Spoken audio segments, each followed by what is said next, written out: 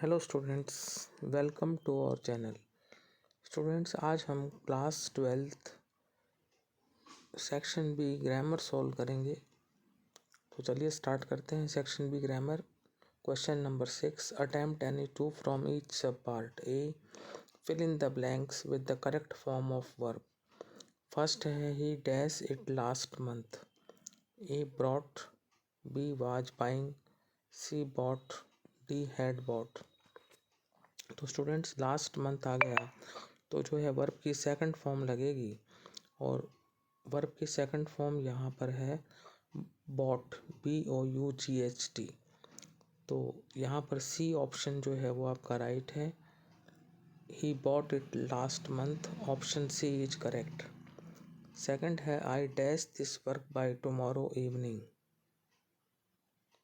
मैं इस काम को कल शाम तक समाप्त कर लूँगा। तो फ्यूचर इंडेफिनिट टेंस है। विल फिनिश आपका राइट आंसर होगा, बी ऑप्शन राइट है। I will finish this work by tomorrow evening. Third है he dash to solve this problem since yesterday. तो वो इस समस्या का समाधान करने की कोशिश कर रहा है कल से।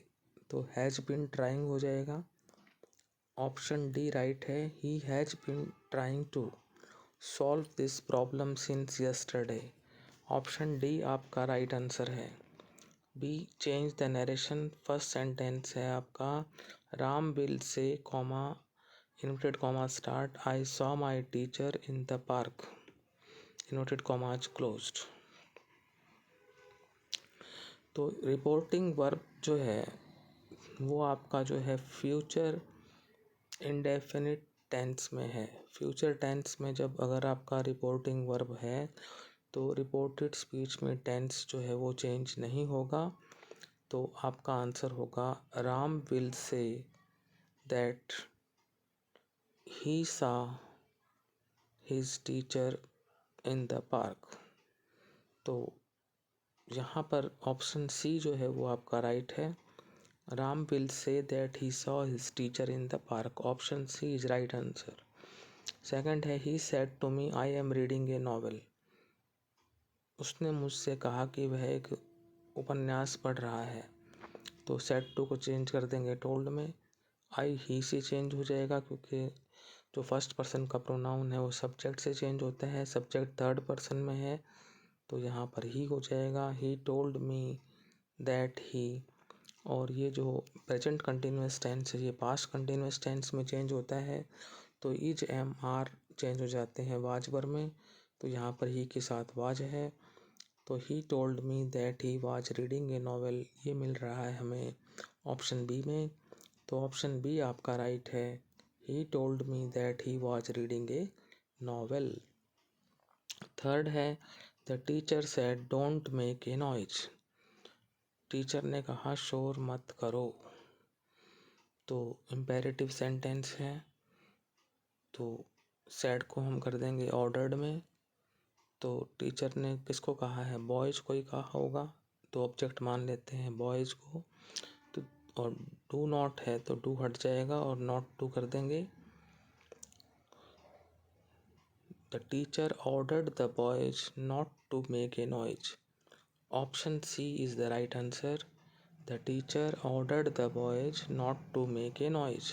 Now C, fill in the blanks with suitable articles. First है he is dash active player of volleyball. वह वॉलीबॉल का एक्टिव प्लेयर है। तो एक्टिव से पहले लगाएंगे आर्टिकल एन, क्योंकि एक्टिव में जो है वॉवेल भी है और वॉवेल साउंड भी है। तो ऑप्शन सी एन आपका राइट आंसर है। Second, I read dash Gita every day. मैं रोज़ाना गीता को पढ़ता हूँ। तो आर्टिकल द का प्रयोग होगा, I read the Gita every day. B option right है। Third, John Keats was dash great poet. John Keats एक महान कवि थे। तो क्या होगा, a great poet. John Keats was a great poet, तो यहाँ पर आएगा ए, ऑप्शन ए आपका राइट है। तो जो फर्स्ट में जो आएगा आपका जो है वो होगा ऑप्शन सी, सेकंड में होगा ऑप्शन बी, थर्ड में होगा ऑप्शन ए। अब D, change the voice first, they will have bought a pen. तो यहाँ पर आप देखें कि उन्होंने जो है पेन खरीद लिया होगा, तो इसमें जो ए पेन ऑब्जेक्ट है उसको सब्जेक्ट बना देंगे, फिर will have as it is रहेगा, क्योंकि ये फ्यूचर परफेक्ट था तो फिर बीन लगेगा। तो a pen will have been bought और दे का दैम कर देंगे और उससे पहले बाई लगाएंगे पैसिव वॉइस में करते हुए। तो a pen will have been bought by them, option B आपका जो है राइट आंसर है। A pen will have been bought by them. Second है are you making a good plan. तो यहाँ पर जो एक गुड प्लान है उसको हम सब्जेक्ट बना देंगे, तो उससे पहले इज लग जाएगा और फिर क्योंकि ये प्रेजेंट कंटिन्यूस टेंस में है तो बीइंग लगेगा। तो is a good plan being, फिर जो मेक है उसकी थर्ड फॉर्म कर देंगे made by you. Is a good plan being made by you, A good plan को हमने जो है सब्जेक्ट बना दिया और जो यू है वो लास्ट में चला गया, क्योंकि यू जो है वो सब्जेक्ट भी होता है और ऑब्जेक्ट भी होता है, और यहाँ पर जो यू है वो ऑब्जेक्ट है आंसर में। Is a good plan being made by you question mark, option B is right. Third है she accused him of theft. तो जो हिम है उसका हम ही कर देंगे। अब यहाँ पर आपकी सेकंड फॉर्म है, सेकंड फॉर्म हो तो वाज वर्ब प्लस वर्ब की थर्ड फॉर्म हो जाती है पैसिव करते वक्त। तो he was accused of theft bye her, she का हर हो जाएगा। तो he was accused of theft bye हर, ये ऑप्शन बी में मिल रहा है आपको, ऑप्शन बी राइट है। अब ई में है fill in the blanks with appropriate modals. First है there dash be a famous shop here, यहाँ एक प्रसिद्ध दुकान हुआ करती थी। तो यहाँ पर एक शॉप का एग्जिस्टेंस था पास्ट में, तो उसके लिए हम लगाएंगे यूज टू। पास्ट में किसी चीज़ का एग्जिस्टेंस हो, अस्तित्व हो, तो हम यूज टू का प्रयोग करते हैं, option C use to right है। Second dash we leave now please, तो यहाँ पर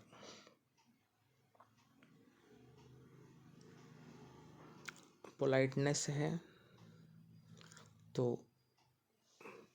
आप देखेंगे कि आपको मॉडल्स दे रखे हैं माइट, में, शुड और वुड। तो यहाँ पर आप आंसर लगाएंगे may be leave now please.